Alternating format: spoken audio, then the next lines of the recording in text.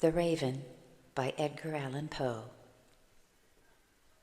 Once upon a midnight dreary, while I pondered weak and weary over many a quaint and curious volume of forgotten lore, while I nodded, nearly napping, suddenly there came a tapping, as of someone gently rapping at my chamber door.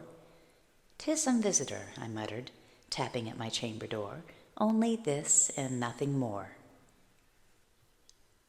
Ah, distinctly, I remember it was in the bleak December, and each separate dying ember wrought its ghost upon the floor. Eagerly I wished the morrow. Vainly I had sought to borrow from my books surcease of sorrow, sorrow for the lost Lenore, for the rare and radiant maiden whom the angels name Lenore, nameless here forevermore. And the silken, sad, uncertain rustling of each purple curtain thrilled me, filled me with fantastic terrors never felt before.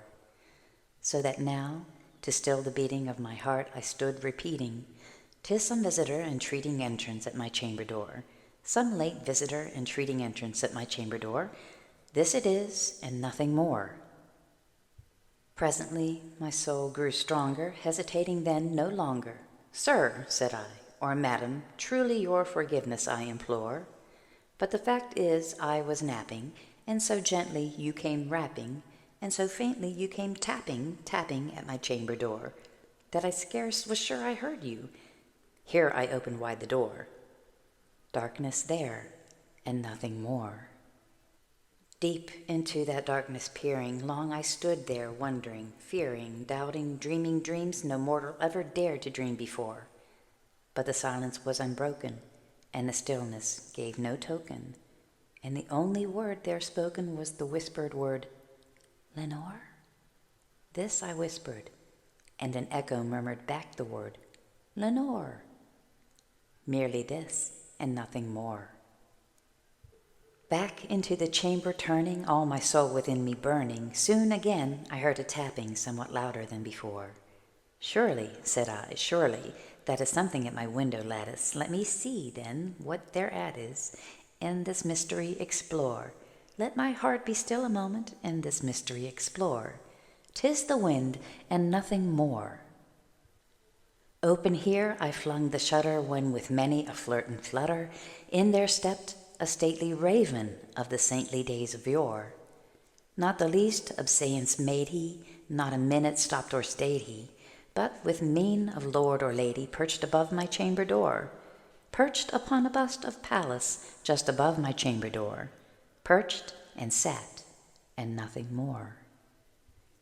Then this ebony bird beguiling my sad fancy into smiling, by the grave and stern decorum of the countenance it wore. "Though my crest be shorn and shaven, thou," I said, "art sure no craven, ghastly grim and ancient raven, wandering from the nightly shore. Tell me what thy lordly name is on the night's Plutonian shore." Quoth the raven, "Nevermore."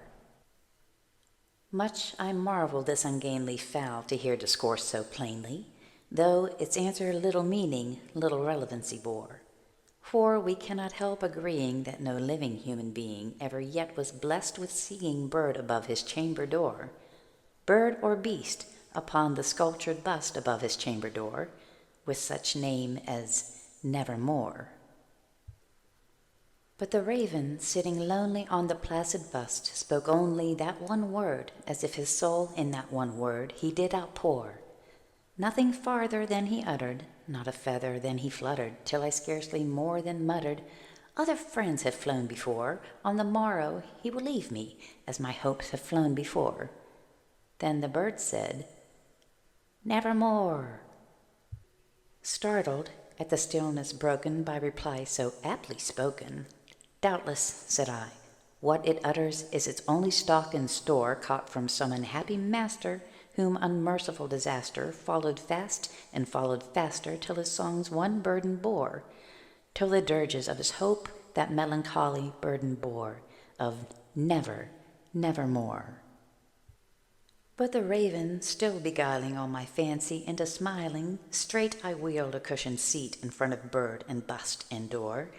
Then, upon the velvet sinking, I betook myself to linking fancy unto fancy, thinking what this ominous bird of yore, what this grim, ungainly, ghastly, gaunt, and ominous bird of yore meant in croaking, "Nevermore." This I sat engaged in guessing, but no syllable expressing to the fowl whose fiery eyes now burned into my bosom's core. This and more I sat divining with my head at ease, reclining on the cushion's velvet lining that the lamplight gloated o'er, but whose velvet violet lining with the lamplight gloating o'er she shall press, nevermore. Then methought the air grew denser, perfumed by an unseen censer swung by seraphim whose footfalls tinkled the tufted floor. "Wretch," I cried, "thy God hath lent thee, by these angels he hath sent thee, respite, and nepenthe from thy memories of Lenore. Quaff, oh quaff this kind nepenthe, and forget this lost Lenore." Quoth the raven, "Nevermore." "Prophet," said I, "thing of evil, prophet still if bird or devil, whether tempter sent or whether tempest tossed thee here ashore, desolate yet all undaunted, on this desert land enchanted, on this home by horror haunted, tell me truly, I implore, is there balm in Gilead? Tell me, I implore." Quoth the raven, "Nevermore." "Prophet," said I, "thing of evil, prophet still if bird or devil, by that heaven that bends above us, by that God we both adore, tell this soul with sorrow laden, if, within the distant Aden, it shall clasp a sainted maiden whom the angels name Lenore, clasp a rare and radiant maiden whom the angels name Lenore?" Quoth the raven, "Nevermore." "Be that word our sign of parting, bird or fiend," I shrieked, upstarting. "Get thee back into the tempest and the night's Plutonian shore. Leave no black plume as a token of that lie thy soul hath spoken. Leave my loneliness unbroken. Quit the bust above my door. Take thy beak from out my heart, and take thy form from off my door." Quoth the raven, "Nevermore." And the raven, never flitting, still is sitting on the pallid bust of Pallas just above my chamber door, and his eyes have all the seeming of a demon's that is dreaming, and the lamplight o'er him streaming throws a shadow on the floor, and my soul from out that shadow that lies floating on the floor shall be lifted nevermore.